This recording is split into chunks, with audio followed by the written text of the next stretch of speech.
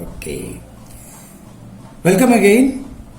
As I promised, this time past and future. Let's be a little quicker because nothing new. The concepts will be virtually the same rules which we followed for present, now in a past context. Let me start with past simple tense. Past simple tense. I received your message yesterday. And look at that. I received, ed, past form, past tense. I received your message yesterday. Why do I use it in past simple tense? Because here is a word yesterday.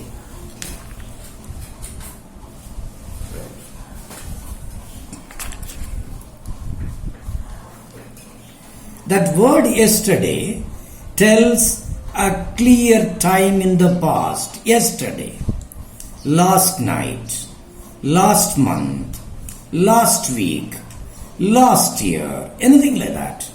I received your message last night. So when I say those phrases, yesterday, last month, last week, last night, whatever, I am telling about a clear past. I am putting the rule there as clear past. It tells of a time in clear past. Let me give another example. I went to the cinema. I went to the cinema every week when I was in college. I want you to be very careful here. Here I am talking about I went to the cinema every week.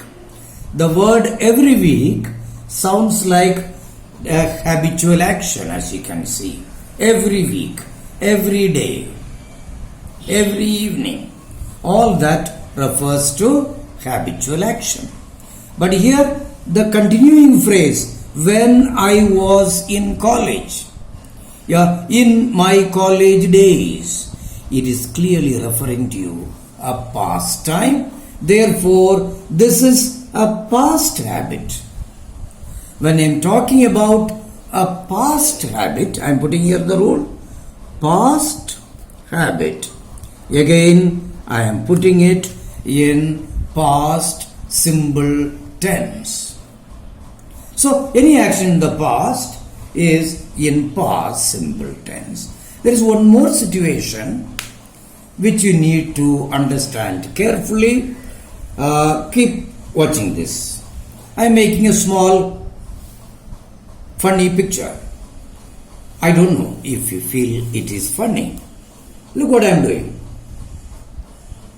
Did it make any sense to you? Not at all. Now what do I actually mean? An action was going on and suddenly it was interrupted. Let us say, for example, I was reading when you dropped in. Here actually there are two tenses. One is I was reading. An action was in progress. It was going on.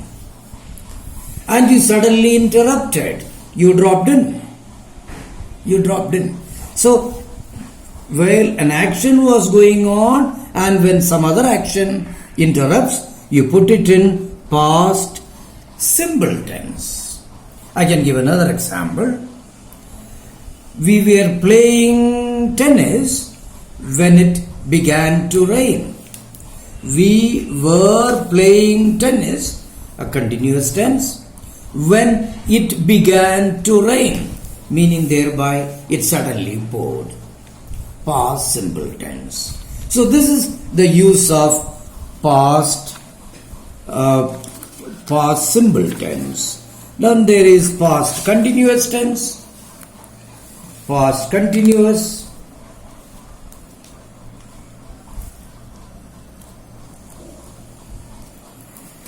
Just now you saw we were playing tennis. I'll write that down.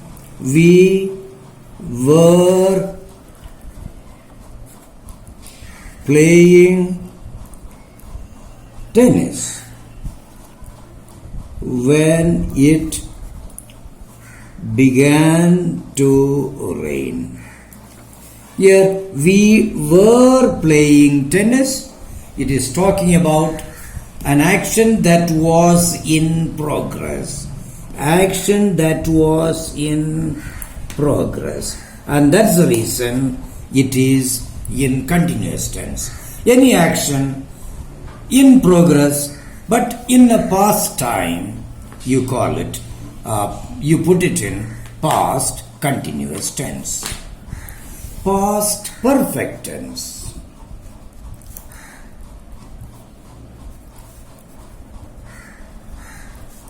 Past perfect tense. This needs a careful understanding because we use it often. Usually it doesn't come alone. Past perfect doesn't come alone. It comes in the company of other verb. Let us take an example. The train had left when I reached the station. That's clear to you? The train had left when I reached the station. There are two actions here. One action, the train leaving. The other, I reaching the station. There are two actions. If you see very carefully, the train leaving happened first, I reaching happened second. So when there are two actions, both in the past tense, but one happened before the other, one was completed before the other, you put that completed action in past perfect tense. The train had left when I reached the station. Similarly, you have past perfect continuous tense. When you are talking about an action that had completed and still was going on. For example, I had been painting the wall though it continued to rain. I had been painting the wall though it continued to rain.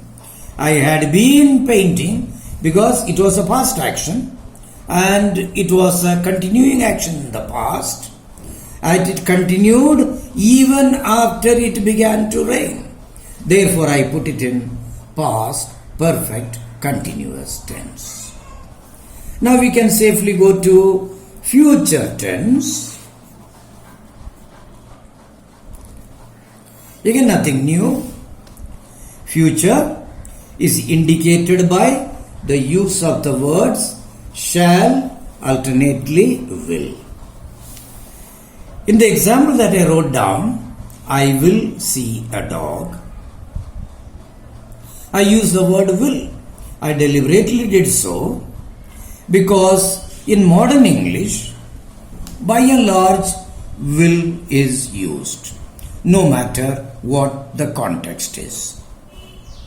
Even though there are still people and writers who make use of the shall in certain conditions or situation. To ask a question, shall I help you? Or to tell a negative, no, I shall not.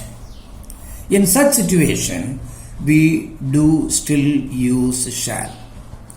But you as students, you can feel comfortable using the word will to make a sentence in future. Number 1. Number 2, future also has symbol. For example, I will continue the classes. I will continue the English classes is a promise I make to you right now.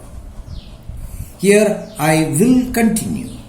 Will continue. I am talking about an action that I intend to do in future.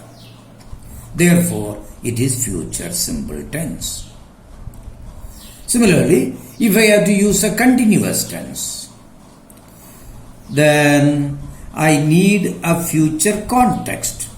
For example, I will be in the college next year. When I say I will be, let me continue it because I want to put it in continuous tense. I will be teaching in the college next year.